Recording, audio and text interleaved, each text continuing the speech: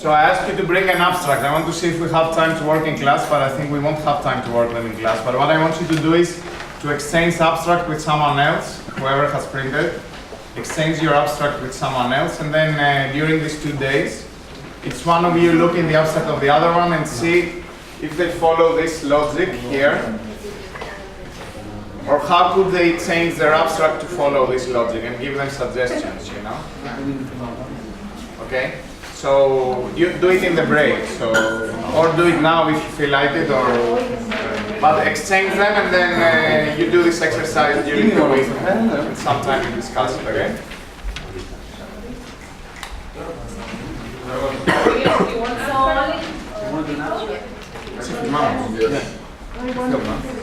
No, we don't do it now. You do it at some point. We don't do what? Sharing or? No, you share now, but we don't have to read them now. So now.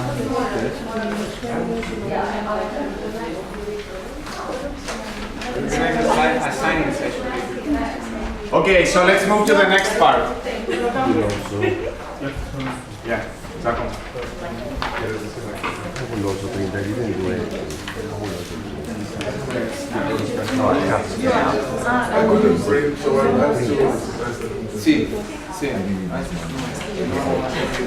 Okay, so now we're gonna talk a little bit.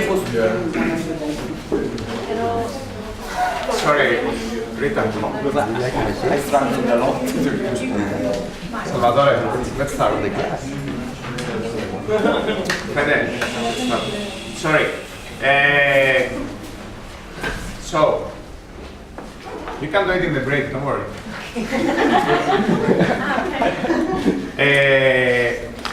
So now I'm not going to talk about the psychology of writing in general because I don't know a lot about it, but there is a book that I mentioned that I was looking at which is called How to Write a Lot, which is gives some there. But I want to talk about 2 issues that I see as crucial in the psychology of writing.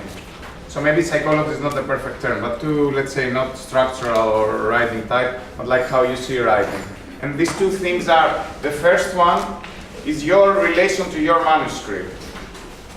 I will call it the subjectivity problem, but by this I don't mean that you're subjective in your opinions or your arguments. I mean that you're subjective with respect to your product, you know, it's your baby. And at some point you have to distance yourself from this baby. Maybe you hate also this baby, but love it or hate it, you know, there is some very personal, emotional attachment to this product that can be good, can be creative, but also can be bad. So we're gonna focus on the ways it can be bad and try to see how we can escape them, okay? And the second thing I'm gonna talk is a little bit about the stumbling part of writing. So some of you may have faced a stage where you can't write, no? You want to write, but you can't write. You say, no, I can't write an article. You know, it's impossible. You try to do it, you postpone it, etc. So we're going to focus a little bit on the psychological part of this. And we're going to talk about some ways of avoiding some problems, and this will lead us to the other part of which is the process of writing, how you can organize a writing project. So about the subjectivity problem, what do I mean by this? It's a problem that sometimes you get so connected to your paper and you put too much work in it that it's very difficult for you at some points to look at it, let's say, a little bit with the eyes of someone else other than yourself, you know? You're too messed into the details. And you are too emotionally invested in the process of writing the article. And this can be problematic in some sense. It can be problematic, first of all. It can be problematic when you have to do reviews and change the paper. A very common element is like, I put so much work on writing that, you know, I can't take it out. This is impossible, you know. I spent like 3 weeks writing these 2 paragraphs. How can this reviewer ask me to take it out? So that's one problem. Another way this can be a problem, and this is what I mean, I can't cut its hand, you know. I can't cut all this big part of my article, you know. But another way where it can be problematic is when you lose, and this you know well, no? When you lose the big picture. So you get, and this happens to all of us, so don't feel you're in particular in that, you know, but you get so immersed into your conflict, your case study, the people you're following, the projects you're following, and then you say, no, I have to say all this. It will be unfair if I don't describe this thing, you know, it will be unfair if I also don't say that. Or people will not get a good view if I also don't describe what is happening in this other project and in this other project. So you get too committed and then you feel you have to say the whole story. So you lose balance between details and the big picture, and this is happening all too often in articles, you know. In articles by PhD students, you read it and it's too much details of the case that they are not necessarily falling into the overall arguments. Because people are they can't zoom out and see, okay, what is important there? And I can tell you that this is happening a lot to me too. For example, I've noticed, and this is like a very strange thing, no? I've noticed that when I have to write articles on my own research, it's very difficult for me to escape from the details and write a short paper. I also get it a lot, you know, I say, no, I have to say this and that and that. I can't simplify. Then when I collaborate with PhD students, like when I collaborate with ETA, it's super easy for me to see the big picture and then cut and say, no, this out. You know, then ETA gets sad and says, oh my God, why this out?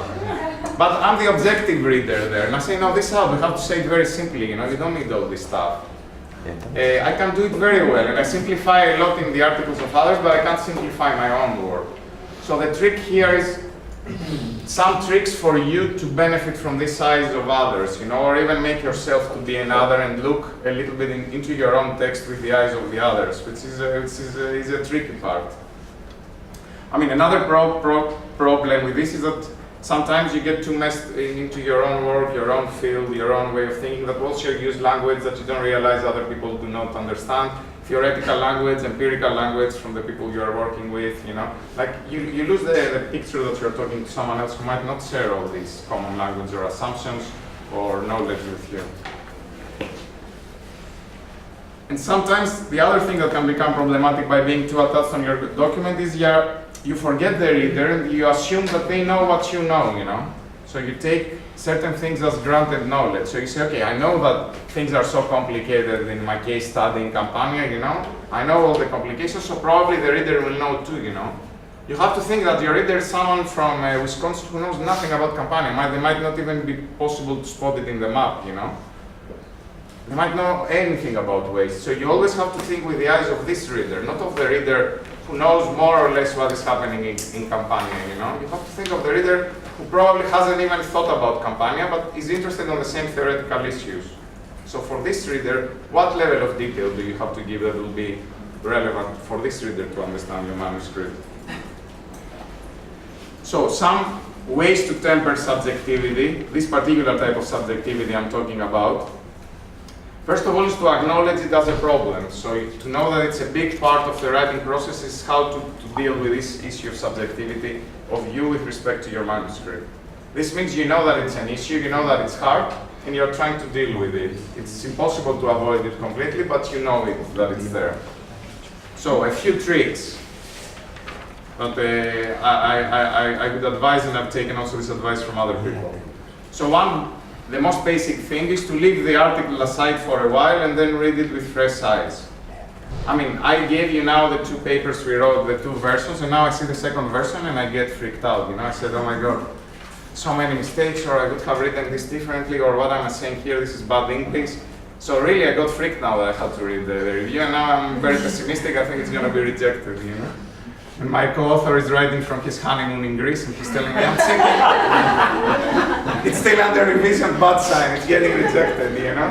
But now that I saw it, I also got freaked out that it's going to be rejected. So if you read your manuscript, but when I finished it, I said it's perfect, you know? So leave it aside for a while and come back, and it makes a huge difference, you know? Huge difference. The thing we all do is to give it for comments to colleagues who could be your reviewers. Who could be your reviewer? This I learned in a recent presentation I attended. It was a very interesting shift of mind for me. So normally when you think, who will review my paper, you always think some big name in your field is going to review your paper, no? So you send to Antipode, you say it's going to be Michael Watts, I don't know, David Harvey maybe, in his free time reading your article. Very unlikely, no? More than likely, the people who most review papers are postdocs. So they are the highest and most burdened reviewers. And then I've heard a bad practice, which I don't do, but I was surprised to hear that it's done, that professors give as an exercise or to benefit they give it to their PhD students to review papers. I was sent one by a reviewer, or an editor. then they send to PhD students, they invite them as reviewers. The thing is, right now there is a shortage of reviewers, an incredible shortage of reviewers, because there are too many journals and too many articles. So your reviewer, and this is something I learned, it really changed my way of saying things. Don't assume your reviewer is someone who is very mature in their way of thinking and very quick to understand your paper. They're probably someone like you, that they have also problems of comprehension themselves when they read something. So they have to understand you. They have to understand you, and this makes it tricky.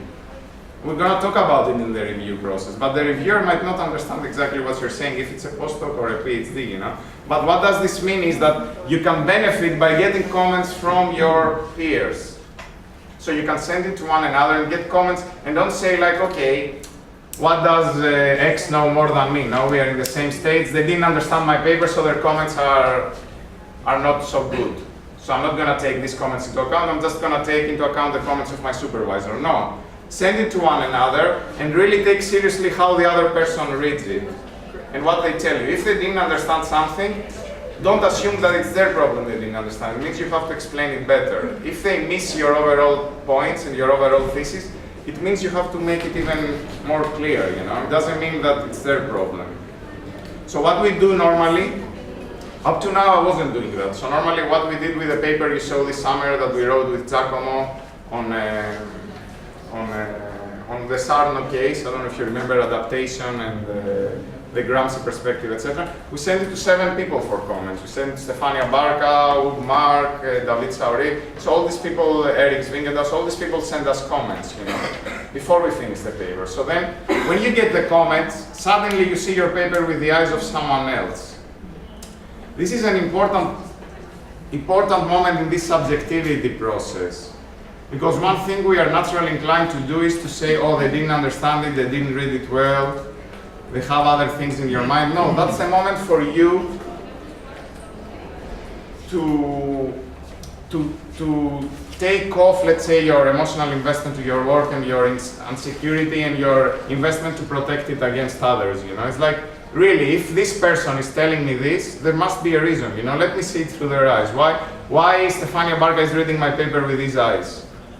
What is he trying to say there? Maybe I don't agree with what she tells me to do, but let me try to understand why she says what she says. Because more than likely, another reviewer might read it with the same eyes of Stefania Barca. So you have to get into the shoes of the other. Yes, Jimmy? I'm curious how when people are so busy, how you get them to read your papers, for example. Because they are friends.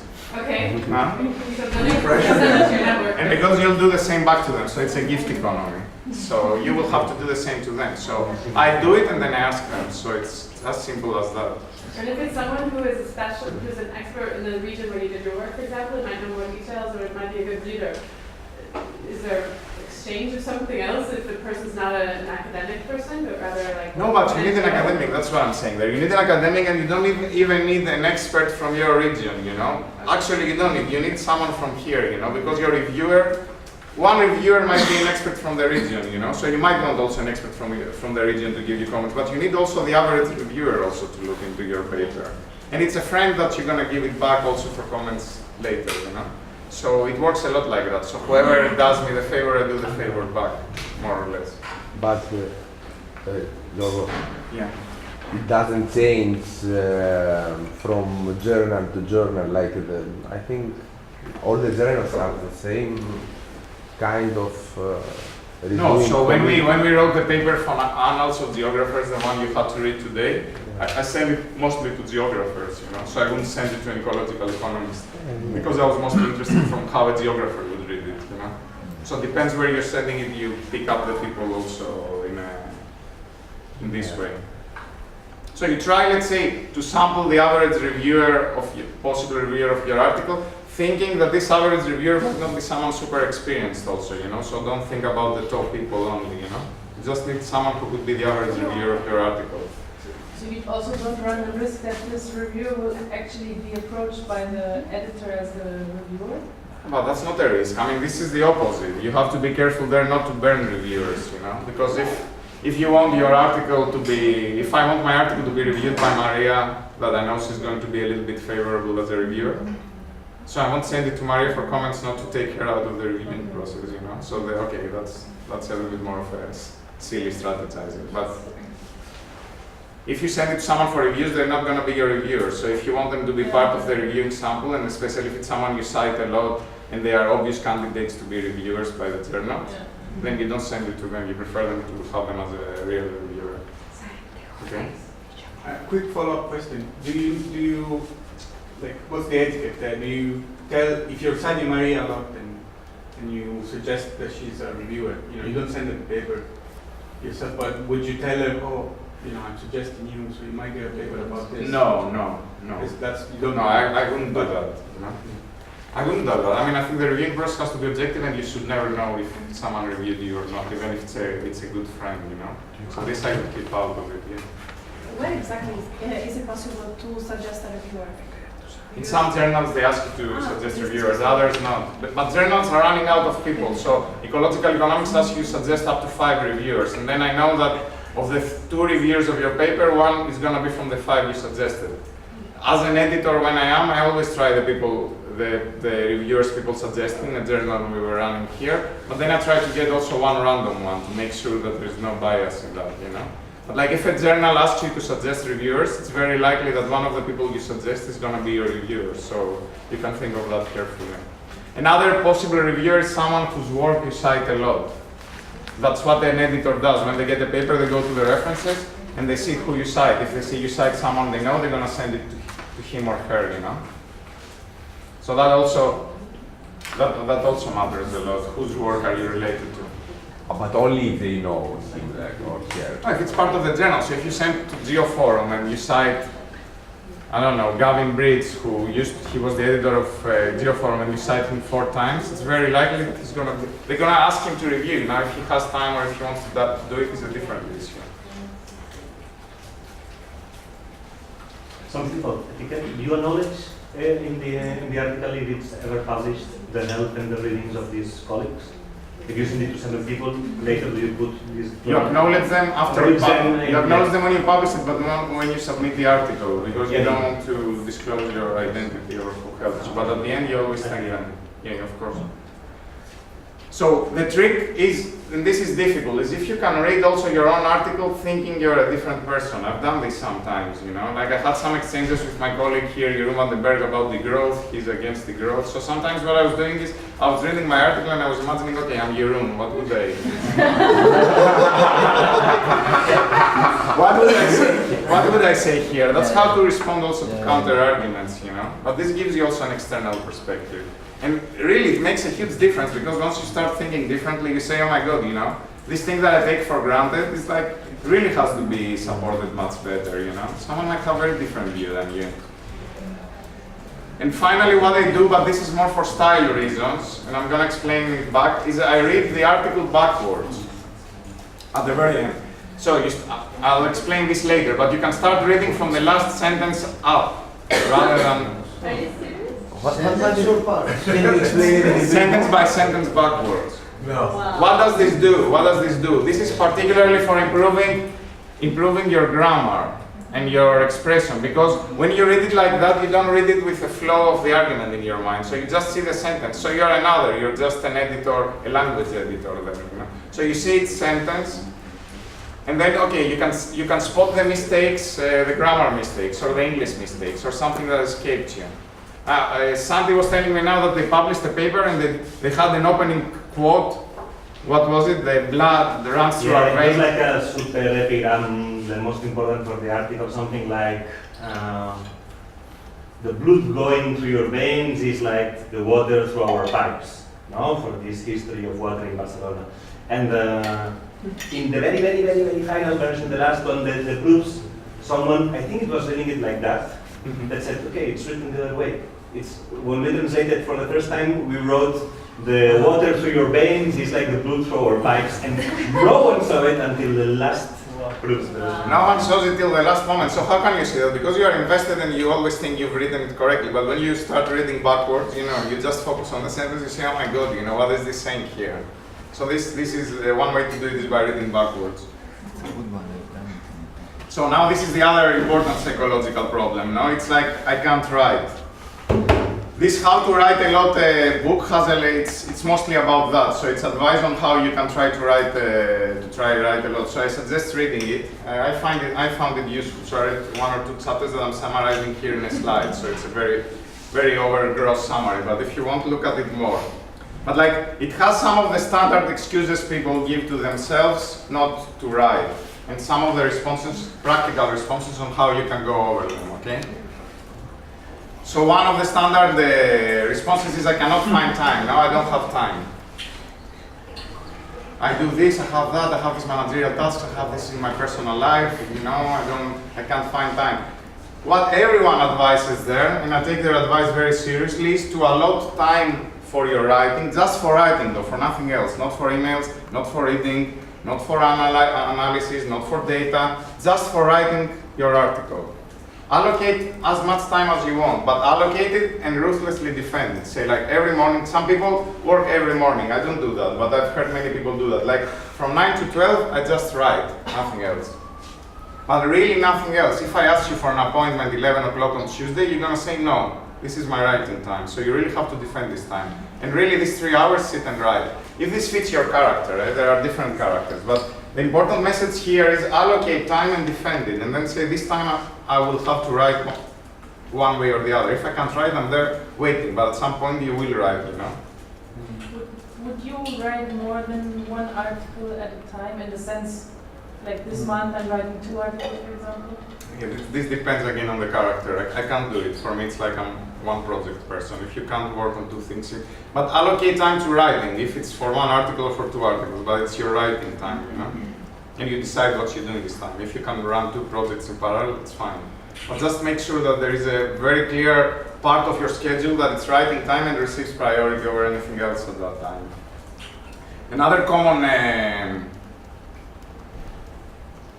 complaint is like, okay, I haven't finished yet, no? So I need to analyze and look more on my interviews. I need to read some more theory. I realize I miss data, I miss information, no? This is quite common. You say, I'm not ready yet to write. And the point there is, it's fine, you know, do all these things if you still want. Analyze your interviews, read more articles, read more theory, but not in your writing time. So your writing time is for writing whatever you can write on the basis of what you've done. Tuesday, 10 to 1, I write. I don't read interviews, I don't read theory at that point. Like later on Tuesday or later on Friday, I can read what I think I'm missing, you know, but at your writing time, stick to your writing. So another thing that hasn't come across me, but maybe it has come across you, but the book has it, is I need better conditions, there is not enough light, there is too much noise. I don't know, if you have this excuse, it doesn't work. The book says it doesn't work, all it takes to write is pen and pencil. But what about your mental space? Like if you just Your mental space, okay, allocate time, I think, like really stick to some time. Like some days it's like, oh, today I can't, nothing comes on. Oh, but that's the point of having a regular program, I guess. Create a habit. That you do it Create a anyway. habit. Yeah. So what they are saying is like the writers are saying it's really important to create a habit, you know. So like the final point is like, I wait for the inspiration, no? I think it's this one. I suffer from writer's block, some people say, no, it doesn't come to me now, the inspiration will come, it's not the right moment.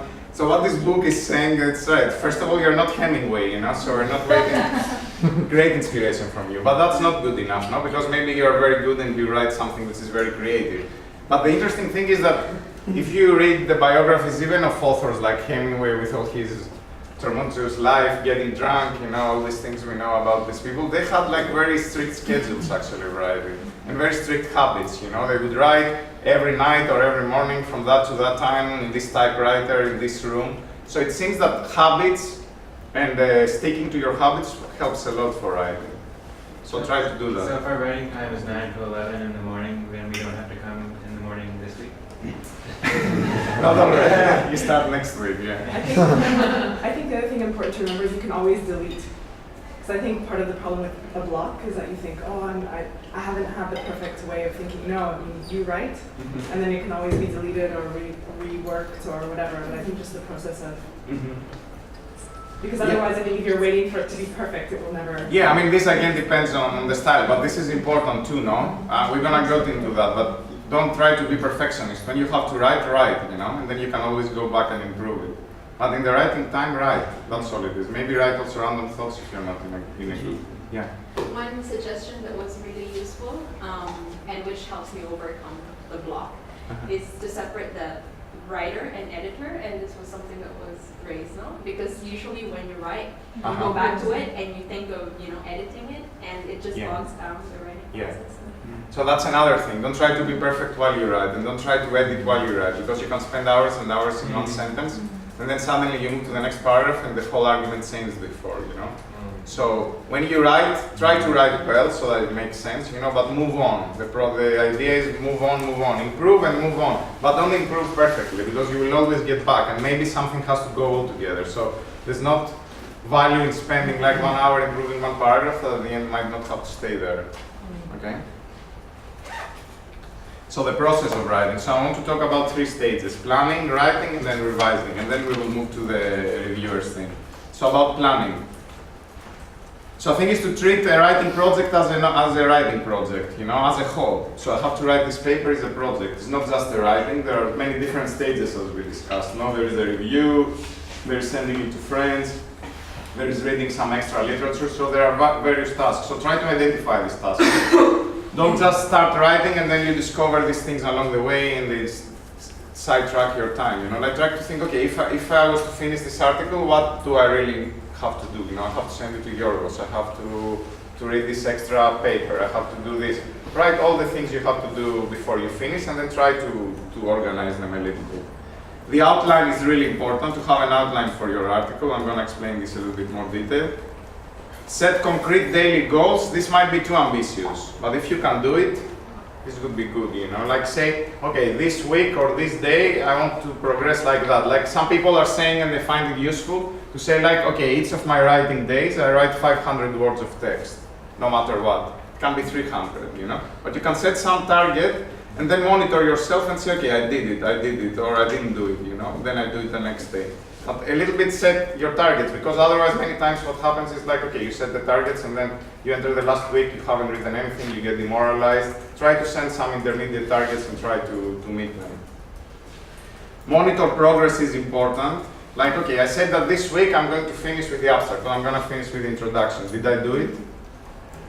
And sometimes it's important to use your peers to monitor your progress, rather than you monitoring your progress yourself. That's why it's important to have writing groups. We try to do it here, but it's really important to use the help of your peers and help them back, Like they tell you what are their goals and then they report on you. And you tell them what are your goals and you report on them, to them, I mean, no one will kill you or no one will tell you something, but just the very fact that you know there is an external reference for what you're doing will help you do it more, You're not just responsible to your own self, and you don't get lost within your own thoughts and your own preoccupations. You say, okay, I have to send to Angelos 500 words of text by this week, So, okay, I'm gonna write 500 stupid words of text or whatever in my writing time, and I'm gonna send it. It doesn't have to be necessarily that it's perfect, but I know that there is something I have to do, Otherwise, the writing projects can drag forever. So the outline, I would recommend that, but I mean, here I'm talking like about personal practice, but I would say the most important building block of an article is the research questions and the arguments you are making. The arguments you are making are the answers to your research questions. Okay? I'm making 4 arguments. You remember? Why did the West extend the franchise? Because the elites were afraid of revolution, and because they wanted to give a promise of future redistribution. That's the basic skeleton of your article. This, I think, you have to have it very clear before you start writing. Sometimes it's impossible, I know. You start writing and you discover it along the way. Or, I don't want to be too strict here, but I'm saying the process of discovering it can start early on, when you structure the article, rather than when you start writing it, and say, okay, which are my research questions and what are the main arguments I'm going to make? We're going to talk about the sentence outline there. Then you can list a little bit the evidence you have for each argument. So I have 3 arguments. What evidence do I have to support each argument? This is an outline. So it's 2 pages, 2-3 pages, but that's the basic substantial outline of your paper. Then you can make a structural outline, which is like introduction, 600 words, methods, 400 words, the structure of your paper, okay? And you know it more or less what you want to do. So there is a substantial outline that I think you should always do at the beginning rather than leave it for the process of writing. And of course be flexible with changing it. And then there is a structural outline. So the last part is the sectional outline. Is write down the sections of the paper with word limits in each. That's what I normally do. So I say the introduction, 500 words. I calculate also, and then I try to stick within it, but without getting too obsessed at the initial point. Is there like a rule about more or less how? I mean, of course, the results discussion section is the most. But Yeah, I would like a say percentage out of the 8,000, I always go for 600 introduction, 400 conclusions, so that's 1,000. Then maybe some theory, literature, methods, like maybe 2,000, 3,000, and then you have 5,000 for results and discussion. But that's where the beef of your paper should be. So what is the sentence outline? I mean, I don't have time to go over that, but I put this document in your Dropbox folder. I have explained it to my students here. But a sentence outline is a different way of doing an outline for a paper. So it's not like contents and headings, but you are outlining your arguments, you know? So this is a sentence outline of what a sentence outline is. So this is a meta sentence outline. So it's telling you what is a sentence outline. And you're saying, you commit yourself to an argument right away. 1, you can see if your planned scheme will be persuasive. 2, since it's only an outline, you can change it without throwing away a lot of prose. 2, it is useful. Why is a sentence outline useful? For 2 reasons. When deadlines change, you have something to show at any time. You can get advice from colleagues early when it's useful. What does this thing do here? You're outlining your arguments, not the contents. You're not saying here, I'm going to explain why you have to commit to a sentence outline, and here I'm saying why is it useful, you know? That would be like the headlines of your outline. But here already, with short sentences, you are forced to outline what I'm going to argue here. And scientific papers are all about arguments, you know, that's the heart of what we are doing. And it's really easy, I found it, once you have the sentence outline, to say, okay, this paragraph should develop that. The next paragraph should develop that. So you have the argument as the very first sentence of your paragraph, and then you develop it, you explain it, you back it up, you flourish it, you know. But you need to know a little bit your arguments at an early stage. It's really hard, That's easier said than done. It's really hard to come up with your arguments so clearly. But I mean, this is part of the process of trying to do it. Otherwise, if you just start writing many times, brainstorming while you write, sometimes you get lost with what your arguments are. I mean, the other thing you can do is like, if you write brainstorming writing, which is fine, at some final point, go back and think, okay, what are my main arguments? What's the outline of my arguments? Does the whole thing stick together? Is there a logic of arguments that runs out through the paper? So about the process of writing. So this is my way, and I'm saying my way because I've heard people doing very different things. So I guess it depends on your zodiac now. So I'm a Virgo, and I hear Virgos are super stuck with organization. They like to put their things in their desk very neat. You know, I know there are others who put piles of papers, and they are much more creative. So it depends now. So this is for Virgos only. But other zodiacs can tell us what's their approach to writing. So how I do it, I start with a hypothetical abstract. So I write an abstract even if the paper is not there, yeah? Yeah. Yeah, you can do it to your Virgo. No, my God! We do what we do for conferences, right? What most people do for conferences, you write an abstract for a paper that doesn't exist, and then you write it. So I write a hypothetical abstract that follows the structure I told you. So I know more or less what I want to argue, but I haven't argued it yet. But it's ideal, you know? So maybe I don't have the evidence to back up the argument I'm making in the abstract, but I say, okay, ideally what would I like to do, you know? Then me, and that's different from Elisa, that's why I'm saying it's very particular. Then for me, I really want to write the introduction, you know, I want to have clear the motivation, and then I want to write this section 2 does that, section 3 does this, because for me it works very well to know where I'm going, you know, but some others are working differently. I've heard people who start writing different parts from different sections, and then they start editing them together. And then they write the introduction at the end, saying what's the logic. So for me, then I write the introduction, and then I write section by section trying to stay within the words limit that I put to myself. Like if this section is supposed to be 1,000 words, I try to write around 1,000 words. Now if I write 1,300, it's fine because there is the editing. And I also, what I do is I work for days in a row, so I don't work like from 10 to 1 every day. For me, it's like 1 week, I'm gonna write the whole day every day, you know? But that's, again, it's different. But it doesn't mean writing all the time. It means that that day is for writing, but and then I write some email. I have the email then, and then I pitch to email lists, you know, because I'm very angry with my paper, so then I write angry emails. It's like, leave me alone, you know. He's very consistent with he's because he's angry. After you wrote the sentence outline. This is after. This is the process of writing now. So the first was the process of planning. That's the process of writing. I'm kind of confused between the substantial outline and the sentence outline.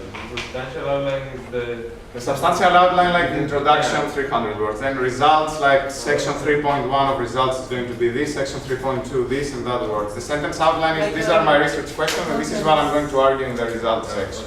But then you use the sentence outline for your abstract? Not necessarily. Not necessarily. So the revision process.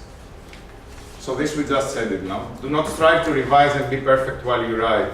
Try to be as good as possible, but within the time limits you've set for yourself. So that's important. So that's why it's important sometimes to plan. If you say like this day I want to write 500 words of text. That's your time limit, that's your goal. Revise as much as possible to write these 500 words. Or today I want to write the introduction, okay? Or this week I want to write the introduction. So revise, don't write a text that it's incomprehensible or full of mistakes, but don't revise perfectly. Revise given your time limit. So your time limit comes first and your revision comes second, you know, because you're gonna have more opportunities to revise later. So what I do, I mean, this is reflecting on my practice that I didn't think about it as I presented. No, it came over time. But what I do is I have like different stages, different types of revisions. So I have at least 4 revisions. The 4th one I do it if I really care about the paper. For some papers I don't do it, you know. So the first revision is content-wise. So you have a draft which is 10,000 words. You've written more or less what you want. So the first revision is okay. I read it again and I try to improve the content. That's a normal one, no? I don't like this, I don't like that, or here it's not okay. So it's content. The second revision is when you have to meet the word limits. So the word limits are probably 8,000 to 9,000 words, maybe you have 14,000, that's really bad. If you're around 11,000, 12,000 and you have to cut 2,000, then you are okay. So how do I do that? I say, okay, how many words do I have to cut? I have to cut 1,000 words. And my paper is 20 pages, okay? So I say, more or less on average, I have to cut 50 words per page, okay? So what I do is then I read each page, and my goal is to cut 50 words from that page, no matter what. You follow me, no? Rather than do the whole paper. So in some pages, you might cut a lot, because you say, okay, when you see it with this, so again, this is part of you getting out of yourself, which is the writer of the paper. So you get into the shoes of the editor then, you know? So you say, okay, this page, no matter what, I don't care how important it is, it has to be 50 words less. How do I do that, you know? And then you get more committed to sacrifice something. So you say, okay, this sentence, does it really need to be like that? Do I really need this furthermore, or this moreover, or by way of saying in addition to, you know? If I have to really cut 50 words, maybe I don't take it out, you know? Not furthermore, just go straight to the point. And you save 1 or 2 words. And what I do is I go literally page by page, you know, and then it goes down, yeah. But we know that this is obvious at your papers, that you do it. Like, that's good too. It is something that is, I can see that here there was a word That's word that is missing, that's the problem. So, no, I say that because I want a little bit to merge this thing with the previous comment. Yeah, that's a problem. I mean, the problem was like, for example, the paper you just read, it's for a special issue and their limit was was 6,000 words all including, you know. Yeah. At the beginning it was 5,000 And you words. mentioned several times. So we sent the first paper with Hook, and we had 6,000 words plus 1,200 in footnotes, you know. The footnote trick. But the annals people are not so dumb, so they counted the footnotes too. And we sent it Friday, and then say, okay, if you don't want this paper rejected, by next Friday you send 5,000 all inclusive. Oh. And then Hook starts panicking, what's up, you know? What do we do? And then I say, no, they had said 6,000 in the leaflet, so they were contradicting themselves because they were asking us for 5,000, but in the leaflet announcing the special issue, they had said 6,000. So I write back to them and we say, no, you said 6,000. And they say, okay, 6,000, but footnotes included. So basically we took all footnotes out and we took a lot of these precious words that you found lacking. No, I'm saying that I would like a little bit to say this thing because of the previous thing that you said Yeah, about the perfection. Like when you write, it's good to write. You said before that it's good to write a relatively good text for sure, but not to pay so much attention to be like perfect. Because of time restrictions and constraints and so on. But maybe I was thinking that maybe if you start on a different way and try to have a final text from the beginning as possible, as much as possible, then gradually, year by year, you can be like better to this. That's for sure. So, and so you can also save time, and at the same time, the final text will be more cohesive than a very heavily but that depends. revised, Like for example, when I was writing as a PhD student, for me it was really difficult to write good sentences or good paragraphs while I was writing, and also it was very common for me to have 15,000 or 18,000 words text for an 8,000 paper, you know. So I know that this is really difficult. By now, I think more or less the way I write is very close to the final. So I really edit while I write. But I know that when you're a PhD student, it's really difficult to edit as you write, you know. So what I'm saying is, like, for the time being, try to edit. I think the keyword in what you said is as much as possible, you know. So don't get stuck there, but as much as possible, yes. But that's why time limits are important, because this as much as possible, if there is no time limit, can get you stuck in the introduction forever, you know. That's the problem. Yeah. Do you think there's like a language thing in terms of the word limits with the American or English style of writing that is very succinct and short? And for instance, the Spanish, because even like Latin American journals, they have 12,000, 14,000 limits. Yeah, there is. And so I don't know if this is something that... yeah, there is, but I mean, that's the journals we are working with, you know. So they need to be 8,000 words. But there is definitely a different style of writing also changing your language. I mean, this you all know, I don't think I have to repeat it. Like the Latin languages are using much more many words and they are much richer and wealthier in expressions than English language, no? In English, no, but I mean, English writing can be, when you see French authors translated in English, there is still this same feeling of a rich and complex phrasing translated to English, no? But like normally, most Anglo-Saxon writers like a little bit more straight to the point and shorter sentences. This is something to find over time, yeah. Something that I find interesting, I was reading recently the guidelines of Geoforum, and they say the word limit is 9,000 words, all including whatever. But if you can make it shorter, you know, the shorter the better, you know. If you can make the same points with less words, that's something that the guy you were talking about before. Yeah, it's valued a lot to be straight and to the point in English. I mean, that's the thing. Okay, third stage of revision after counting the words. So when we have a final text, then we send it for the community review. So we send it to friends and colleagues and we get comments back, no? And then we rework it, and probably we'll have to do a little bit of this again, because we have to do content-wise changes. And then again, word cutting, because probably people ask you to add things, improve some arguments, etc. So you have to do it 2 times again, but a little bit faster this time. It's not as much as the first time. And then the final thing that I do in articles that I really, really think it's a hard publication, like the one in Annals you read, or when we published in NAS, the Proceedings of the National Academy of Science. I pay attention to each single phrase, you know. And this you can do it the way I said, by reading backwards. So you try to perfect each single phrase. But this takes a lot of time. But the more important the publication is, the more perfect it, I mean, not the more perfect. Perfect is perfect, no. But you have to approach perfection. But supposedly, as a first article, as a first submission, the likelihood that your article is very good is less. So if you do this, is it a good thing to do? Yeah, because you maximize your chances. I mean, you have to maximize your chances given the context where you're submitting. Yeah. So the other thing I want to say is that there's no problem if you change, you know. If you change late in the process, you can always change your research questions, your arguments, even your methods, the way you describe your methods, your interviews. You can change all these things until the very last moment you submit, you know, or even after that. So about this, don't worry, you know. Be brave with changing things, you know. Be brave that, okay, this is what I thought were my research questions, but after the people from my community read it, they told me that it would be better to phrase my research question this way, or add this literature. It's fine, you know. It doesn't mean you didn't do your work. But keep the core. Keep the core. Keep the core, yes. Keep the core, but be willing to be flexible to change. You know, don't be stuck to what you've done at the first phase and then say, okay, I can't change to that, or these are my research questions. Like, always be flexible to change. Okay, the review process. So we're gonna close with that. So here I want.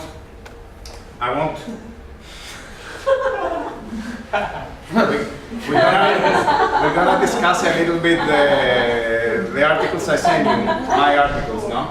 With whom? Okay, we'll have a good time to discuss this. But first I want to say of some psychological problems particular to the revision process. So this is after you send your article to a journal and then you get back the revisions from the journal, you know? That's a tricky process. It's a tricky moment in the writing of the article because normally the time you receive the revisions, you have already moved to a different project. So you're to your next project. You're doing research or you're writing another paper. So once you see your revisions, like, oh my God, I can't go back to that, you know, I'm done, you know, this is like 2009, you know, it's like, time moves, you know. Now Ravdas is built now, you know, I can't, the island has changed, you know, like, how can I go back and write again about the island? No, but you have to do it, you know, so, how can you do it? I mean, I don't know. One thing is to remind yourself, why were you writing this piece of paper in the first place? Try to remember your youth when you were excited about it, you know? But you have to remember why you're doing it, because unless you pass the review process, the revision process is not going to be published. I mean, it's the most important process and comes at the worst moment. So you have to do an extra effort for that. It's a moment that you are out of thinking this paper, you are out of being passionate about it, you're passionate about something new, but you have to go back and do like really difficult work. So it's really tricky, this thing. So many people give up on that sometimes. They say, oh, I can't do these revisions, you know, it's too much. The benefit of being at that later stage is that you're a little bit distanced from the work, what we were saying before. So on the good side, you can see it with fresh eyes.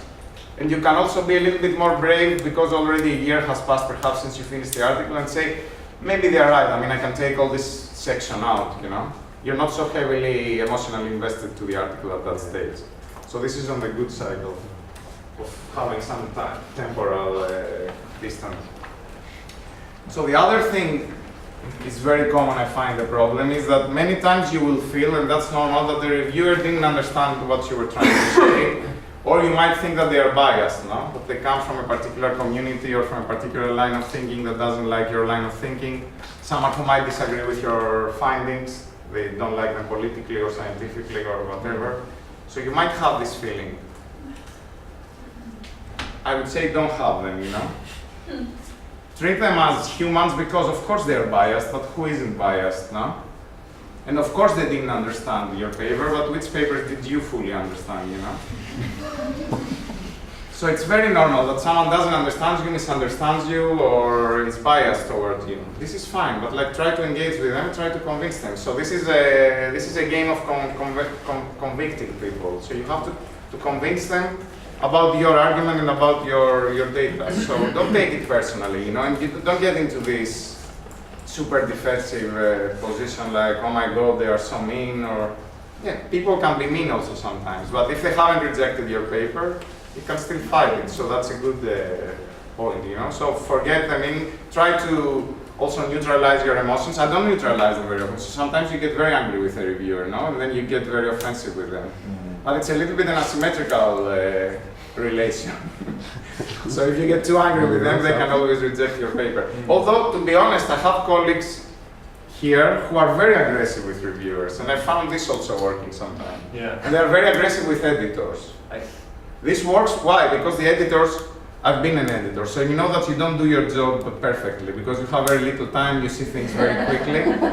So if someone suddenly attacks you, you say, you didn't pay attention to my paper, you know, there's this argument completely escapes you, you haven't put enough time, you get a little bit, okay, maybe they caught me here. You know? Yeah, but it depends on who is. It depends. It depends if you caught them, because if you counter-attack for a reason that you are not right, then you lost it completely. But if you are counter-attacking for something you are right, and you've noticed that they didn't pay enough attention to your article or then you can quote them, and then they get like, okay, we have to take this more seriously, maybe I send it to another reviewer. So I've seen many times, for me, I would never respond to a journal if they rejected the paper. I would get sad and then move on to the next journal, you know? But I found colleagues here that they write very, very aggressive and letters, no, you didn't read it well, this reviewer was biased, the other was like that, send it to new reviewers, I really demand it, it's a disgrace of your journal, this. And it works sometimes, you know? It's not. But it depends how far you try to fetch. Yeah. But I found that the way that you respond to reviewers, I don't know if you're going to discuss that later. Yeah? We're going to discuss this now. Oh, okay, because the way you said for the record, you know, this was like an attack, but it was a very nice way of attacking, like what we said. Actually, you know, Harvey doesn't discuss this as much as you expect us to do. So, you know, I thought that's why I sent you this review, not because the paper is, I mean, I don't know if the paper is going to be published, so maybe it's not published, but I was happy with our response to the reviewers. Very good. It was a very good response. Because it was a little bit of this tricky balance, like, you know, it was like, you know, if someone pushes you, it's like, okay, push me, but not too far. We're sorry that you didn't understand, that it was confusing. We sent it to 8 different people before. And nobody said it wasn't like this, so we are surprised. So it's a little bit this tricky balance, you know, like, okay, I really take your criticism, I absorb it, but I'm not like, because if you get yourself too much into a victim, yes, thank you so much, you know, you're so right, I was so wrong, then you get in a losing position again, you know. You have to be like, okay, I get what you tell me, I will improve, but okay, stay there, you know, like there are some things that I really know what I'm talking about and probably you don't know, you know, so it's a tricky balance. But for me, the expression for the record, maybe, I don't know, maybe because it sounds so aggressively American, like it's like, for the record, like something like that. This is how I hear it, and I could see you saying, so maybe I did a mistake there, you see, that's a mistake. This is how it... No, maybe I did a mistake, because for me, for the record, you see, like this is the problem if you're not a native speaker. Like for me, for the record, I thought it meant just for the sake of it, you know? Yeah. I mean, it's out, but I have to argue still, you know? No, if it was aggressive, it's a mistake, because there I didn't want to be aggressive, but what the sign sent there was like, okay, I took this out anyways, so don't worry, but like, notice that you also as a reviewer didn't do your job perfectly, because you didn't understand that and it was quite clear what was being argued there, you know? So this puts also the reviewer a little bit in an equal position with you, you know what I mean? Yeah. You say, okay, these people can also quote me back, so I don't know who they are, maybe we did a mistake and you know, they get angry and that's the end of this article, which is very likely, you know, I think it's like 50-50 for it to pass, so it's not an article that will be published for sure, but I mean the point is like, okay, how do you try to fight your case as well as Let's possible? bet, is this going to be published or not? I hope so, but I'm not very optimistic. Anyways. So the other problem is like, okay, when the review comes, the big problem normally you have is like they ask you to do big changes, and it feels for you really painful to do big changes. They ask you to take out whole parts, you know, or you have to take out whole parts. I mean, I know that it's difficult, but that's what it is, you know. I think you have to be brave and be willing to take big parts out. And that's what I tried to say a little bit, that's what I tried to say a little bit before, you know. You are emotionally invested to your article, but there is some point where you have to cut the hand of your baby, you know. I don't know if it's a good metaphor. That's too emotional. But it shows how bad it is, you know. It's good Lawrenceburg is in here. It's good Lawrenceburg is in here. Why is the baby male or what? Giorgos, you don't have babies. Yeah, but I said the baby's male or white baby male. No, violence and children. Violence and children in academia. For a metaphor. Okay, bad metaphor. No, I think it's a good metaphor because it shows how ruthless you have to be, you know. Like, But you know, maybe it feels better if you think that I'm gonna take the hand and put it somewhere else. You know what I mean? Like, not deleting, just put it in a document aside. change the haircut of your baby. Box of forgotten words. That's better, change the haircut. I mean, you can change the haircut of your baby. Feel free to change the haircut of your baby. Because like we said, the core is still there. The ideas, the main core ideas are still going to be there. You just make it different. Yeah, but like, look, for example, in our paper we have to make so start discussing about the paper now, so you're free to jump in, okay? So in the paper we had to make two big decisions. So what do you think were the two main changes within the paper that were a little bit, let's say, big? Eliminating the case. Changing the cases and turning from a specific theoretical approach, not approach, space, let's say, from open and closeness to another one.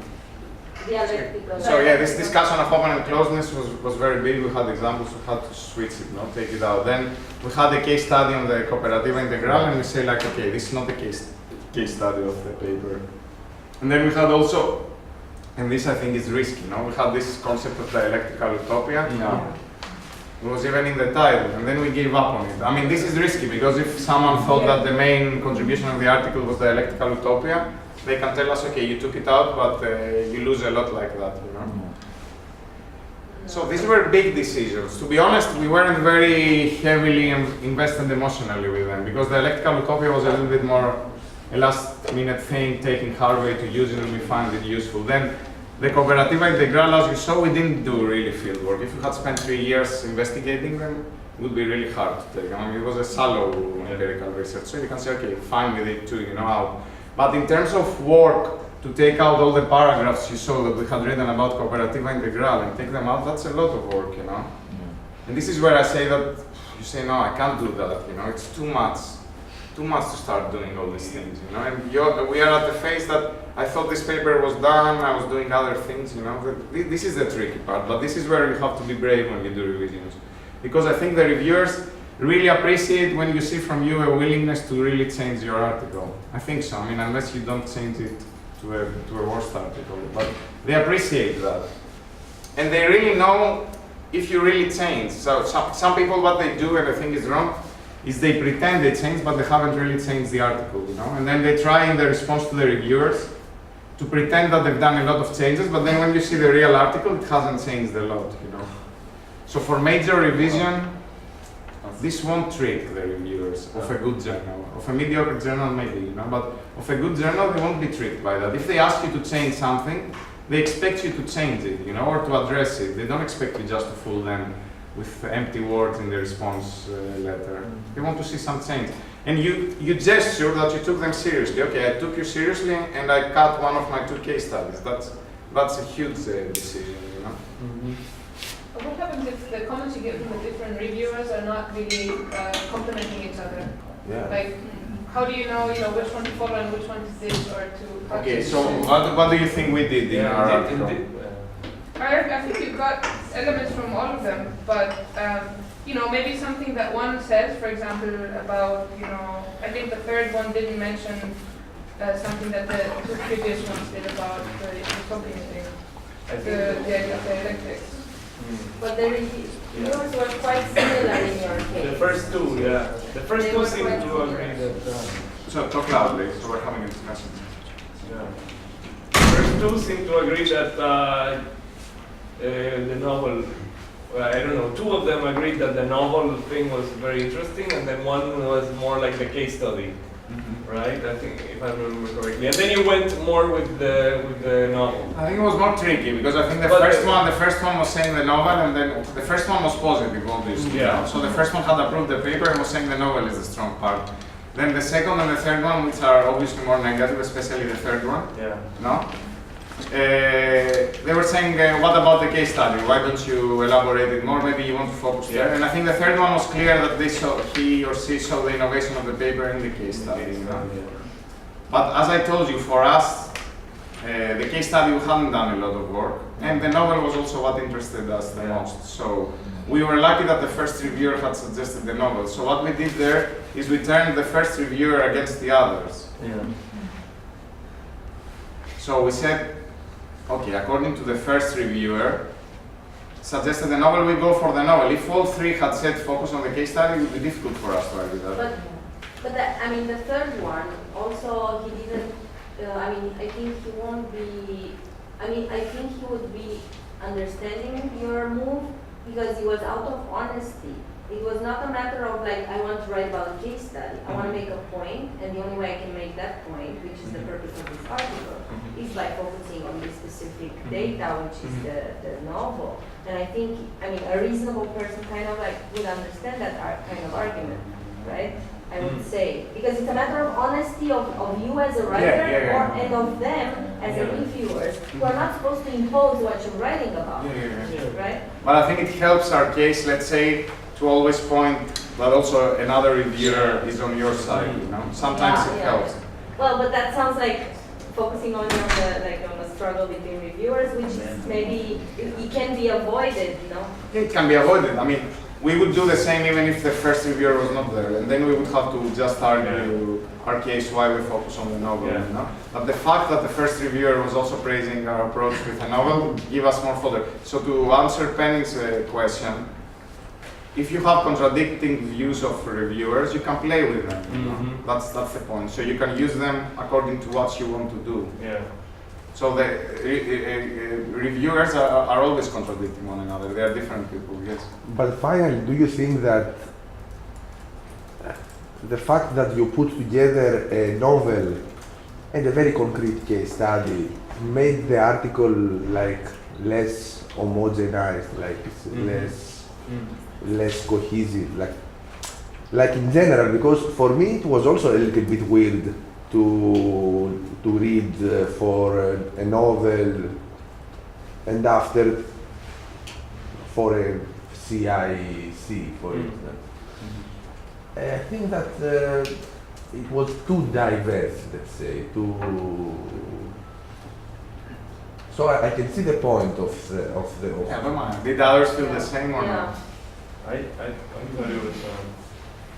thought it was very innovative, but maybe it didn't fit the pattern of a traditional journal article. But I didn't think it was confusing to have the three things discussed at the same time: the theory, the case study, and the novel. And just to, I thought the case study contributed to the utopia, that it's not just a utopia. It's actually something that is an utopia, but it's in the past, in the present, and the future. And I think you lose a little bit of that by taking the case study out. So but you kept it in the end. So you rescue that. Rescue different. No, I just think if it were a regular length, if it were an 8,000 or 9,000 word article, that would make a difference. It would have made a huge difference. I think for me it was important to have both because I like these parallelisms between a project that is happening right now and the science fiction. You know? So for me, this was really important. And if it was 8,000-9,000 words, I think we would have kept it. You know. But on the other hand, I knew another drawback. I knew the drawback that we haven't really researched the empirical case so well. You know. So I said, okay, if we haven't researched it so well and we use it as secondary information, why not mix it with also what is written in the literature, you know? But yes, ideally my article, I would have liked it to have linked to. So let's have Giorgos and then. I don't know, I have some broader comments, but questions and comments at the same time. By taking out one case study, and actually by following the first reviewer's comments on using the novel as if I understood well, as the lens of seeing the growth. But before that, all the three reviewers said that the growth part, the growth part itself, Latours and everything, should be more elaborated. By doing so, I felt something like you are now changing the focus of the paper. It's like introducing now the growth to the geographers, while in the first paper you took for granted that it's something that's discussed in the geographers, and we offer an approach on specific elements of. So what I'm trying to say is that from after the reviews, this is a major step, or it's my opinion. It's a major step, and for me the risk right now with this article is they might tell you what's the risk is like that this article now is too much about the growth and contributing to the understanding of the growth, which if I haven't convinced the reviewers that this is important for geography, we are done, you know? Because before we had some other things that they were interested to geographers per se, no? It was like the conceptual contribution. So the growth interests me a lot in our group here in Barcelona, but doesn't interest necessarily geographers in the United States, you know? They are interested about utopias, futures. So maybe they say like, okay, you took out the dialectical utopia thing, that was your main contribution and elaboration, and now you just talk to us about the very specific future that out there in Europe you're discussing, but you haven't convinced us. You haven't convinced us that this is relevant for all geographers. So this is where the risk now is for rejection. You know, if by taking out the dialectical utopia, they think we don't have enough theoretical substance in the article. I think, I mean, my feeling is that their proposal to focus on the novel is actually the key indicator that this will be published.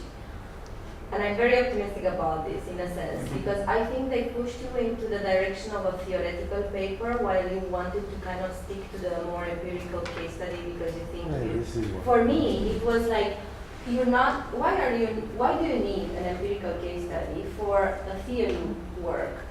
Theory in itself is creating of words, and the point, the material that you had from the novel was enough to create different world visions. Yeah, you don't need to exemplify this is what is already happening. Of course, you can do that as illustrations, but you don't necessarily need to do that. You can do that in another paper. And I think they pushed me into the direction of theoretical paper, which is really great, because theory in itself is creating a word of worlds, and I think this is the indication that they want to publish it. For me, this is how I felt. Yeah. That was exactly also my point before, that for me also I found the empirical case study, not, of course, not irrelevant, very relevant, but for this paper, I think that the novel was enough. And the second thing is that I didn't understand that only the dialectical was removed, not the utopia. The utopian element of let's see the limits as nothing, as something not negative, something that we can understand it as a foundation for a different life. So I think that is still the main concept of the. It's there, but I mean the difference is like, okay, they might say you are describing, even in theoretical terms, a very specific utopia, which is the growth, and you try to articulate it. But like, what are you contributing to the geography literature of utopias? You're just contributing, they might say, you know, they might say you're just contributing one more example. You're not contributing to the literature about dialectical utopias, that you don't even review it, etc., etc. This is the risk. If the type of theory we are doing, let's say, is the type of theory they would like to see. But then, no, on this, I just, the one thing I didn't like about the paper, the second version of it, was that you very explicitly say why geographers should care about this. You say geographers should care because this and that, and because they are geographers, they might find it a bit like, who are you to say? You know, like it's very directly pointing to what you think should be important. Maybe if you made it more implicit or more... Use the perhaps. That's the moment when you use the perhaps. But you know what I mean, maybe it's also a bit of an ego. Perhaps geographers would find interest in this article. Maybe that's correct. That was the wrong moment to be decisive, maybe. Because you're saying, no, that's not the things that interest geographers. You know, you targeted the wrong things, so that's a risk. If you said should, it's just Maria. I have two comments. Something regarding the format of the revision and something regarding the content of the second version. I have doubts when I receive comments from reviewers about some articles because some review, as the second reviewer of your article, he or she tells you that you should this concept or this idea should be discussed, no? And sometimes you say no. I guess that you have to choose, no? Sometimes, because if you follow all the comments that the reviewer suggest you lose your objective. So how do you know if you should follow this comment or not? Because you repeat sometimes like it would be very difficult to treat sufficiently within the limits because you have, or this will be merit a paper on its own, but... Yeah, that's a tricky balance there. So you saw that, and many times we say like, okay, they ask us, okay, they say dialectical utopia you said, so you should mention Kant, Hegel, and Marx. I have never read Kant. German. I don't think now it's the time to read Kant. But I mean, I'm taking a tricky decision there, you know, because if this reviewer is really stuck with this idea, they might reject the paper for that. So you make a call there, you know, you make a call and you defend your case. So then you have to hope that you convince them that it was okay not to go in depth in that. But I think the tricky part is that you have to go in depth at least in some of the reviews, because if you say, this happens to me sometimes when I'm a reviewer, no, and I receive a paper, and they basically to everything they say, no, yes, I understand, I really appreciate your comment, but it's 8,000 words, so I can't do it. Yes, okay, once, twice, 3, but if I give you 5 comments and all 5 comments you don't do them because it's 8,000 words, good luck, write it again, you know. I can't be responsible for you how you fit things in 8,000 words. So some things you have to do. So the tricky balance there is like, okay, what you do and what you don't do and how you argue it. But be careful to avoid this approach, which is like, for almost everything I say, I'm not gonna do it because it's 8,000 words, you know? This won't work. I mean, I guess for this you have to be very clear about what your objectives and your arguments are, and then... Exactly. So the point of arguing there is to clarify to the reviewers in the response what is the heart of your objective and why what they are arguing for you to expand on is not that important. So one reviewer told me, okay, why don't you engage with booksin, you know? So I have to say why I don't think, why first I acknowledge, no? First is you acknowledge, I say, I realize booksin is important, indeed he's mentioned in the growth. But then you have to make a convincing argument why you don't think this article loses something by not discussing booksin. But you have to make an argument there. You have to write an argument. You don't write in your paper, but you write in the response letter. That's why the response letter is really important. Because even there you make arguments. You make arguments about the work of booksin. You might even refer, discuss it. So you can say in the response letter, you can show that you are aware of certain things, but you make a conscious decision not to have them in the paper. Not that you don't know them though. Who is booksin? You know, what are you telling me? I don't get at all what you're talking about. But also with this thing of booksin, you did a very, I think, smart thing, because you asked to the reviewer to show you, to convince you how relevant can it be and what can this reference add to the paper. Yeah. So this is also, I think a good strategy, because you make a point, but also want to have more explanation from more work. What were we saying indirectly there? So indirectly there, as I told you, you can always catch the reviewers for not doing their job properly. You know, this I've learned with working with people here that they do it often. You know, you can tell the reviewer you haven't done your work well, so don't ask me to do it. You know, so if they tell you, you should deal with booksin, and it's like, okay, why should I deal with booksin? What precisely from booksin? Where? You know, if you didn't have time to think how booksin is relevant, why do you just throw it to me? You know, so it's like indirectly, I'm telling the reviewer, okay, you haven't done your work properly, so don't overemphasize booksin because you didn't tell me at all why I missed booksin. Like, you make also a good review, you know. So this you can always play with the reviewer, you know, if you see that they haven't done something properly, without being impolite, you can challenge them a bit. The other thing is that almost in every notion that you used, they want references and everything, for dialectical. But for me, also the book, that The Space of Hope, Harvey is not at all accurate about what does it mean for dialectical. For emancipation, the same. They tell you what is emancipation here, why do you use emancipation. So I think that finally a good advice is to avoid the notions and the words that are. But these are concepts, and if they are Concepts, useful, you yeah. don't have to avoid them. You have to engage Yes, but them you know, and give us but you saw at the listen, there are two things here. Emancipation, it's true that we didn't use it correctly. You know, we didn't use it with theoretical meaning. So it's just what I talked about, fancy phrases before. You know, so emancipation, revolution. You know, there are some words that we might use that we just use them to make fancier argument. You know, and then if we don't really mean them seriously, then it's better to take them out. So it was correct that the reviewer caught us on that. Dialectical was more tricky because dialectical was central to our article because we were claiming theoretically about a particular type of seeing utopias as dialectical utopias.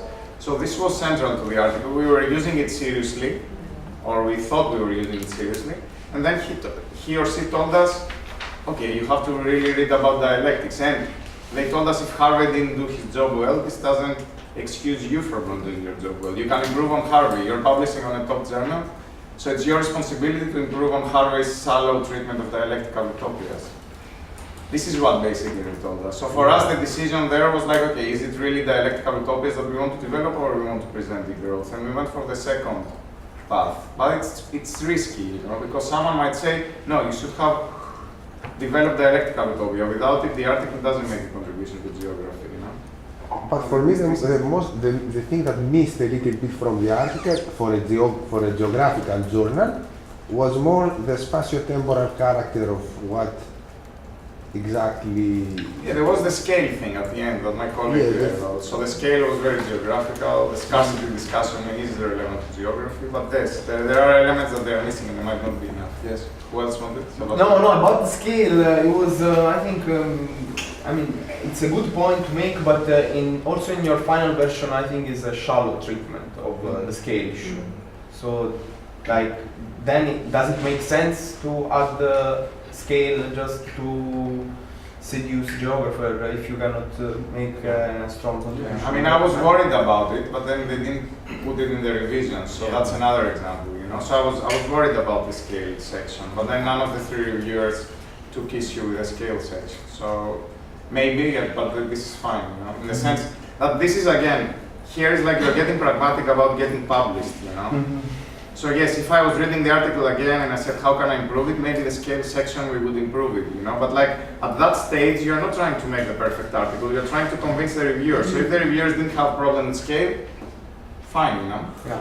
It's as it is. And you're sure to go back to the same reviewers because sometimes they'll send it to new ones. Yeah, okay, that's very risky. Really? But basically, the new reviewers will look at what the other reviewers said, you know. So they can't come with totally new things in the revision. I'm sure it will be published, but in case it's not published, what are you going to do? Rewrite, write again? No, if it's not published, I think we're going to expand it and use 8,000-9,000 words because now it's really short, and then submit it to another journal, like to a forum or something like that. Something. Okay, playing the devil's advocate a bit. Since you focus on the novel, and also we were talking about acknowledging weaknesses, at the beginning of the new version, there's a point quite early that you say, okay, we're not going into methodological details about how science fiction can contribute to geography. But it's actually one of the central issues now, because you're working on a novel. So I was wondering, I know it's a problem also of word count, it could be argued like that, but isn't now the connection of literary studies and eco-criticism really relevant? It's really relevant. That's another weakness of the article. So that's another thing you can pick as well. You know? So they can pick us up on these things, that if some people thought that the main contribution was that we were using science fiction in geography and then we don't explain why we do it or how to do it. So the risk right now of this paper is that it's too much, it's still theoretical, but about the growth, you know. And it might not, if it doesn't resonate with them while it's important to discuss the growth, and then all these other things have been left out, like why science fiction, why dialectical, etc. But maybe is it so innovative in geography to use a novel? I don't know. They claim it is, yes. But They use it so much in geography at least. I read it. Or science fiction, let's say. They don't use science fiction to discuss environmental future so much. I read in the American in the Annals of American Geography one paper that was called "The Theater of Cruelty," to explain the violence in the Amazon through Antonin Artaud, the French surrealist. I was a bit surprised by the collective paper, but they're discussing theories of theater to explain. And for me, that was another reason why I didn't try to go there, because I don't really know what geographers have done. I don't know about eco-criticism and literary criticism and how. So this again was huge work, you know, that we couldn't do in the revision phase. So again, that's important. Like, what can you do and what not, you know? Maybe we should have done it. It was a little bit extra work, and if you are two authors, also you say, okay, one of us is just gonna try to see whatever has been published in the annals on eco-criticism, etc., and try to write at least a few sentences to contribute also to these discussions. This was something we could have done, but also it was so short, 6,000 words, that this would be too difficult. That was the other limitation. I think that well, if you see the content, your main contribution is about limits without scarcity, and this is clearly said and say in your paper, and this is let's say, I would say, an important contribution to the inclusive literature that normally treats scarcity in a way that is not exactly in line with what you want to show with this engagement with the novel. But still, what I think is missing theoretically, because one part that was very weak in your first draft was exactly the case studies. So I think that the best things to do is take it out because it was completely not well worked. And of course, here, if you have to just revise in 4 months, you cannot do a proper job in terms of case studies. But then I think the point that you are missing to contribute to the geography is exactly, is this point of limits without scarcity relevant in the utopia discussion geography? And how this contribution in the D-group will contribute also to the reflection of geography about utopia. In the reflection of geography in utopia, there is a problem of scarcity and limits. They are treating them in different way, how they treat them, and how this reflection from the growth will contribute to that theory aspect. I think this is probably the most, or the weakest part of your paper now.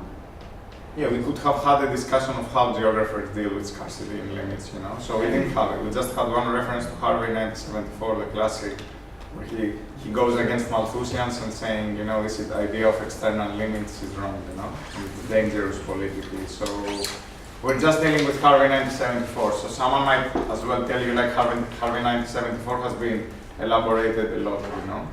So all these are weaknesses. Yeah, in this way, you were just associating you with geography. Say, I agree with you that scarcity should be treated in this way. As Harvey said to us. No, I'm writing more to Harvey. I'm saying Harvey is right to criticize Malthusianism, but the way he criticizes is missing another point, that you might demand limits without being Malthusian. So that's my point. So implicitly, I'm saying we're contributing something to the discussion about scarcity in geography. And like, in my heart, I know it because I go to conferences of geography, and basically everyone has different case studies to tell you what Harvey said, that Malthusianism is politically dangerous and there are no external limits, etc. You know? So I think there is a contribution there, but the thing is, we don't make it as explicit as we should have in the paper, like picking up a few phrases or a few papers that they have been published by geographers recently about scarcity and saying that we are saying something different. So this is a weakness.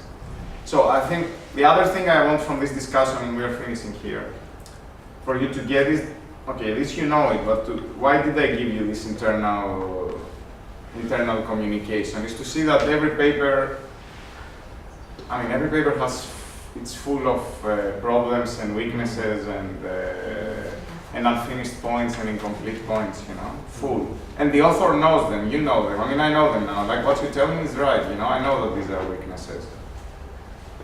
So, like, accept what are the weaknesses and try to navigate your way. Like, first of all, don't be reactive and say, no, there are no weaknesses in my paper, you didn't understand me, you're biased. That's the other approach, which is very common, but I don't agree with this approach. And it's like, okay, I know there are weaknesses, try to improve them, and then good luck, you know. It's like, best of luck. Sometimes you'll be like, sometimes not. But someone told me, I didn't find that, but someone told me, Vicky Reyes here, who's a professor in our department, told me that there is this paper or webpage where Nobel Prize economists shared publicly the reviews, their papers for which they got Nobels, got the first time they submitted them, you know. And they say you'll see the nastier comments ever, maybe, you know. It's like, this is bullshit, this is ridiculous, this is not a contribution, and this is for Nobel Prize economists, you know, for their main works. Like, they shared, I have to ask what's the name of this article so they shared it, and I think it's nice that they shared it, you know, because even the papers that they get the most famous, probably the first reviewer hated them, so it's not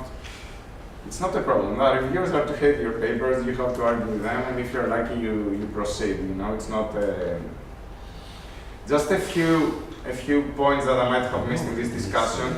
It's like, if you saw, we wrote a very long response, no? So it was 16 pages. This is to show, first of all, that you worked for the revision. In a way, also, you give work to the reviewers. This is important to do it, you know?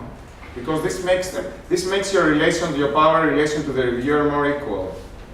So it's not just them asking you, but you are asking them also to put work. So if it's 16 pages, it's like, okay, if you really want to criticize my paper, read these 16 pages and tell me why you disagree. Well, it's not just I wrote 1-2 paragraphs and then you can destroy me easily, also with 1 or 2 paragraphs. Like, I did a lot of work, so you have to respect me and take it seriously. Like, make them hate you, and I mean that, you know, make them, oh my God, they sent me 16 pages reviewed, you know. They will hate you for that, but they will also take you seriously, because they will know that they will have to read your stuff carefully because you put a lot of work on that. The other thing we did is we break it point by point, no?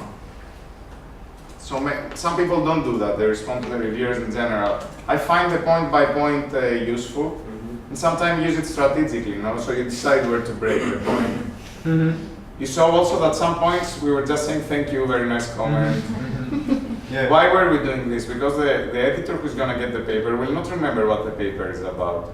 And he's not going to remember the positive comments of reviewers about it. So if you just focus on the negative ones, then they just see the negative ones. So you have to remind them also, no, the reviewers are also positive about our paper, you know? So that's why you just put them again and you say thank you, you know? Good point, you noticed that we did that very well, you know? So then the editor reads it and remembers, okay, it was balanced. Some things were positive, some things were negative. It wasn't just the negative stuff responding to that. Another thing that is important is at the beginning of the letter always to summarize to the editor also your main point and changes, you know? So you write a response to the editor and then a response to its reviewer point by point. So you have to write like a sort of abstract of your response, you know? This one we said it, like always acknowledge, so that you understand. Use your own words to show that you understand what the comment is about. Don't just wave it around, oh, I understood it, you know? No, thank you, very good comment, but that, you know? Thank you, I understand that, this was that, you know? So like, use your own words to really gesture to the reviewer that you understand what they are talking to you about, you know? And then if you need to confront it and disagree, you know? You don't have to agree, but you have to show that you understand. That's the important thing. So the reviewer wants to see you that they understand you understand their criticism and you are dealing with it. If you are dealing by doing what they tell you or not, it's not that important. As important it is to show that you understand what they are telling you and you are taking it seriously. That's the main trick. And the last thing we said, you know, you can use one reviewer against the other, but then you have to be careful also how you do that. Any questions before we finish? Or comments? or experiences that we didn't cover?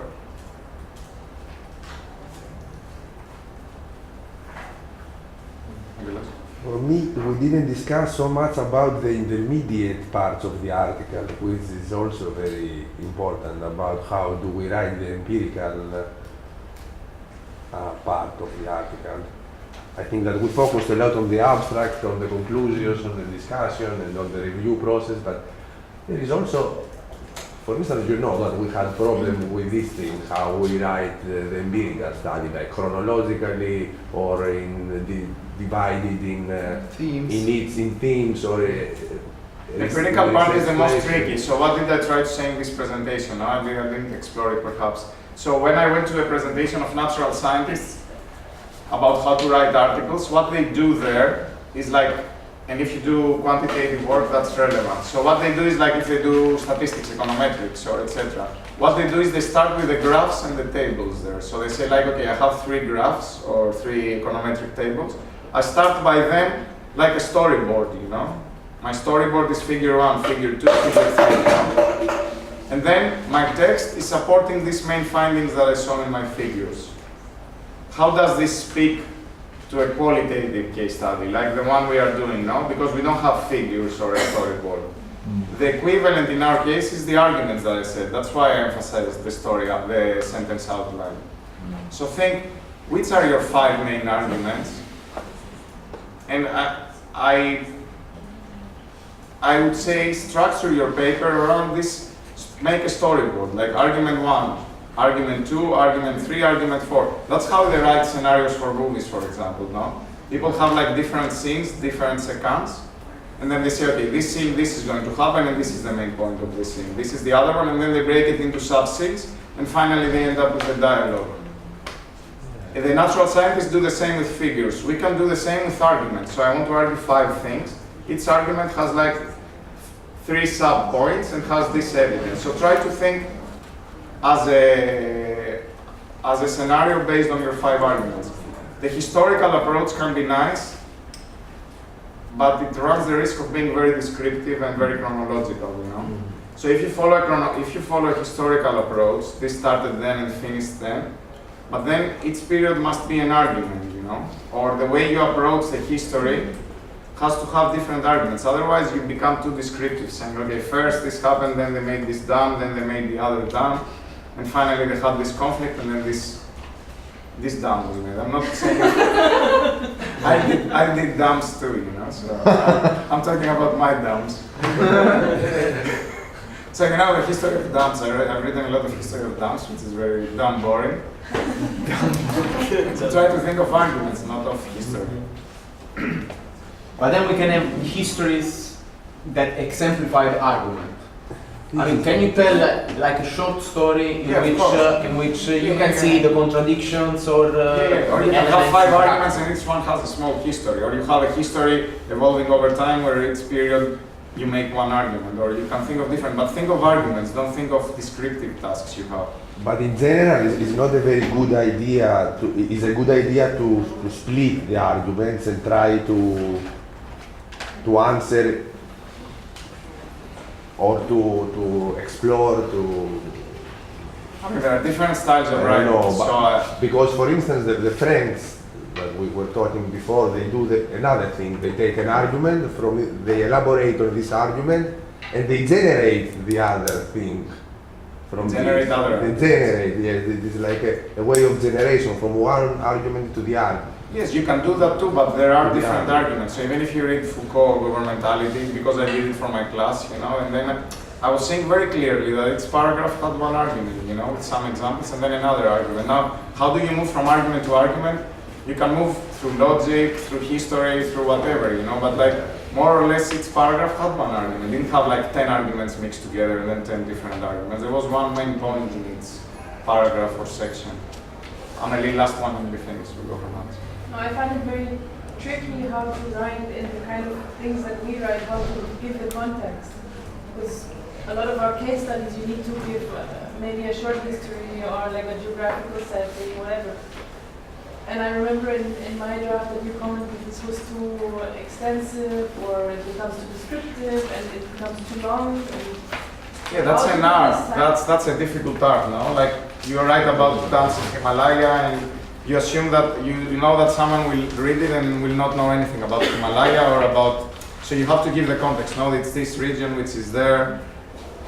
Generally, I would say you have to do this with an economy of words, you know, don't spend if you spend too much on this description, then it's not good, you know. Think of a movie, you know, like good movies, they give you a lot of information, but through the plot, you know, they don't start by giving you all the context, this person is that person is that, that's the city where they live and this is happening. You start in a city in Tehran and you get it, you know, it's a city in Tehran, you haven't been in Iran or Tehran, but you get the point very quickly, you know, and you see the characters and what is happening. So there is a lot of indirect information coming with a lot of economy of images or words. But that's an art, so this, yes, I don't have words to express how to do it. But definitely the way to do it is not 3 pages of describing Himalaya objectively as if you're writing, you know, for a report or for a geography bachelor's description of a place, you know. So like the information about the Himalayas has to come through your main argument somehow, and then like a short description. Yeah. I usually do the exactly the opposite to what Amelie said, because I focus on what exactly do I want to say in this paper, and I forget to actually give more information about the context, because I assume that people already know. And in a way it's better because I'm more focused, but then they remind me, so maybe we should give us more information here about what happened here, what happened here. So they ask me for specific information, so I don't have to write a whole history from the beginning. So it can be a trick that you can do, you know. With the actual data information, you can insert it, it's very easy. But then like the most important thing is that you are clear about your argument. What exactly do you want to argue? So that's a good advice. Focus on your arguments, and then if people tell you, okay, I don't understand where was this coming from, or what do you mean, or what is happening in Romania when you said about the revolts in Romania, like give me more information. Because it's easier to do that than spend a lot of information on the revolt in Romania that then you might not need for your arguments, you know? So better be thin on this type of contextual information than be too thick. And if I can share an experience in this sense, it's true. I've normally thrown in the, you know, rubbish bin like 80% of the information I had from fieldwork. In my papers, the part I cut the most, always in the end, is always the fieldwork and the contents. Work. Not the contents, but the part on the fieldwork, the details of the conflict, all this. It always goes like, it's always reduced in like. So the conceptual. Next time I do, and then you do the conceptual. So. But that's another thing. Like this is what I said at the beginning. That sometimes you feel, oh, I can't throw all this information out. I collected all these interviews. I have all these quotes that I found interesting, etc. But like, don't feel that you're throwing away things. Like you're just economizing and passing your argument and your feeling on that. You know, it's like the montage of a movie. You know, you might have 5 hours of movie, but then you cut it down to 2 hours. So. Of course you worked and you shoot out 4 hours, but that's not the reason not to cut it. As long as your main points get through. So your objective is always there. The ball is this. Now it's like your arguments passing through and being convincing. Now, if for this you have to use all your interviews or you just use a few interviews, it's fine, you know. Don't feel that you have to be loyal to all the information you collected. You don't have to be loyal to it, you know. You have to be loyal just to your readers and your research community, not to the work you put in the past. Salvatore, let's start the class.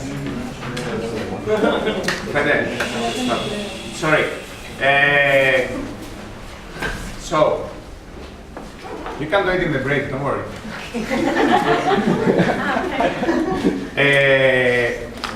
So now I'm not going to talk about the psychology of writing in general because I don't know a lot about it, but there is a book that I mentioned that I was looking at which is called How to Write a Lot, which is but I want to talk about 2 issues that I see as crucial in the psychology of writing. So maybe psychology is not the perfect term, but 2, let's say, not structural or writing type, but like how you see writing. And these 2 things are, the first one is your relation to your manuscript. I will call it the subjectivity problem, but by this I don't mean that you're subjective in your opinions or your arguments. I mean that you're subjective with respect to your product, you know, it's your baby. And at some point you have to distance yourself from this baby. Maybe you hate also this baby, but love it or hate it, you know, there is some very personal, emotional attachment to this product that can be good, can be creative, but also can be bad. So we're gonna focus on the ways it can be bad and try to see how we can escape them, okay? And the second thing I'm gonna talk is a little bit about the stumbling part of writing. So some of you may have faced the stage where you can't write, no? You want to write, but you can't write. You say, no, I can't write an article, you know, it's impossible, you try to do it, you postpone it, etc. So we're gonna focus a little bit on the psychological part of this. And we're gonna talk about some ways of avoiding some problems, and this will lead us to the other part of the, which is the process of writing, how you can organize a writing project. So about the subjectivity problem, what do I mean by this? So for this reader, what level of detail do you have to give that will be relevant for this reader to understand your manuscript? So some ways to temper subjectivity, this particular type of subjectivity I'm talking about. First of all is to acknowledge it as a problem. So to know that it's a big part of the writing process is how to deal with this issue of subjectivity of you with respect to your manuscript. This means you know that it's an issue, you know that it's hard, and you're trying to deal with it. It's impossible to avoid it completely, but you know that it's there. So a few tricks that I would advise, and I've taken also this advice from other people. So the most basic thing is to leave the article aside for a while and then read it with fresh eyes. I mean, I gave you now the 2 papers we wrote, the 2 versions, and now I see the second version and I get freaked out. You know, I said, oh my God, so many mistakes, or I would have written this differently, or what I'm saying here, this is bad English. So really, I got freaked now that I had to read the review, and now I'm very pessimistic. I think it's going to be rejected, you know. And my co-author is writing from his honeymoon in Greece, and he's telling me, I'm thinking, it's still under revision, bad sign, it's getting rejected, you know. But now that I saw it, I also got freaked out that it's going to be rejected. So if you read your manuscript, but when I finished it, I said it's perfect, you know. So leave it aside for a while and come back, and it makes a huge difference, you know, huge difference. The thing we all do is to give it for comments to colleagues who could be your reviewers. Who could be your reviewer? This I learned in a recent presentation I attended. It was a very interesting shift of mind for me. So normally when you think, who will review my paper, you always think some big name in your field is going to review your paper, no? So you send to Antipode, you say it's going to be Michael Watts, I don't know, David Harvey maybe. It's a problem that sometimes you get so connected to your paper and you put too much work in it that it's very difficult for you at some points to look at it, let's say, a little bit with the eyes of someone else other than yourself, you know? You're too messed into the details. And you are too emotionally invested in the process of writing the article. And this can be problematic in some sense. It can be problematic, first of all. It can be problematic when you have to do reviews and change the paper. A very common element is like, I put so much work on writing that, you know, I can't take it out. This is impossible, you know. I spent like 3 weeks writing these 2 paragraphs. How can this reviewer ask me to take it out? So that's one problem. Another way this can be a problem, and this is what I mean, I can't cut its hand, you know. I can't cut all this big part of my article, you know. But another way where it can be problematic is when you lose, and this you know well, no? When you lose the big picture. So you get, and this happens to all of us, so don't feel you're in particular in that, you know, but you get so immersed into your conflict, your case study, the people you're following, the projects you're following, and then you say, no, I have to say all this. It will be unfair if I don't describe this thing, you know, it will be unfair if I also don't say that. Or people will not get a good view if I also don't describe what is happening in this other project and in this other project. So you get too committed, and then you feel you have to say the whole story. So you lose balance between details and the big picture, and this is happening all too often in articles, you know. I mean, in articles by PhD students, you read it and it's too much details of the case that they are not necessarily falling into the overall arguments, because people are they can't zoom out and see, okay, what is important there? And I can tell you that this is happening a lot to me too. For example, I've noticed, and this is like a very strange thing, no? I've noticed that when I have to write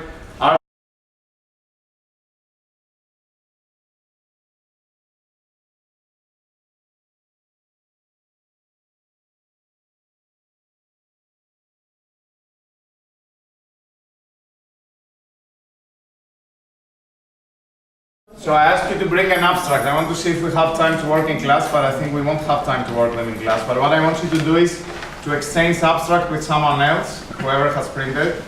Exchange your abstract with someone else, and then during these 2 days, each one of you look in the abstract of the other one and see if they follow this logic here, or how could they change their abstract to follow this logic, and give them suggestions, you know? Okay? So you do it in the break, so, or do it now if you feel like it, or, but exchange them, and then you do this exercise during the week, and sometime you discuss it, okay?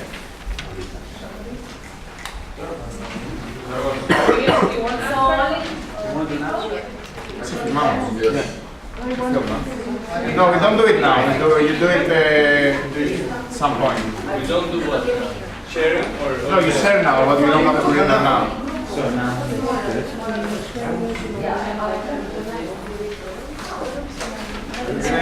Assigning session. Okay, so let's move to the next part. Yeah, exactly.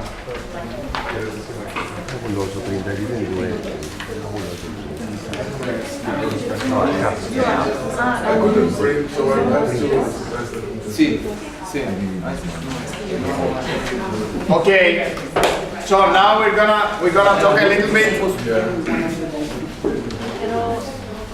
Sorry, Rita. I struggled a lot to do articles on my own research. It's very difficult for me to escape from the details and write a short paper. I also get it a lot, you know, I say, no, I have to say this and that and that. I can't simplify. Then when I collaborate with PhD students, like when I collaborate with Theta, it's super easy for me to see the big picture and then cut and say, no, this out. You know, then Etam gets sad and says, oh my God, why this out? But I'm the objective reader there, and I say, no, this out, we have to say it very simply, you know, you don't need all this stuff. I can do it very well, and I simplify a lot in the articles of others, but I can't simplify my own work. So the trick here is some tricks for you to benefit from this size of others, you know, or even make yourself to be another and look a little bit into your own text with the eyes of the others, which is a tricky part. I mean, another problem with this is that sometimes you get too messed into your own work, your own field, your own way of thinking, that also you use language that you don't realize other people do not understand. Theoretical language, empirical language from the people you are working with, you know. Like, you lose the picture that you're talking to someone else who might not share all these common language or assumptions or knowledge with you. And sometimes the other thing that can become problematic by being too attached on your document is you forget the reader and you assume that they know what you know, you know. So you take certain things as granted knowledge. So you say, okay, I know that things are so complicated in my case study in Campania, you know. I know all the complications, so probably the reader will know too, you know. You have to think that your reader is someone from Wisconsin who knows nothing about Campania. They might not even be possible to spot it in the map, you know. They might know anything about waste. So you always have to think with the eyes of this reader, not of the reader who knows more or less what is happening in Campania, you know. You have to think of the reader who probably hasn't even thought about Campania, but is interested in the same theoretical issues.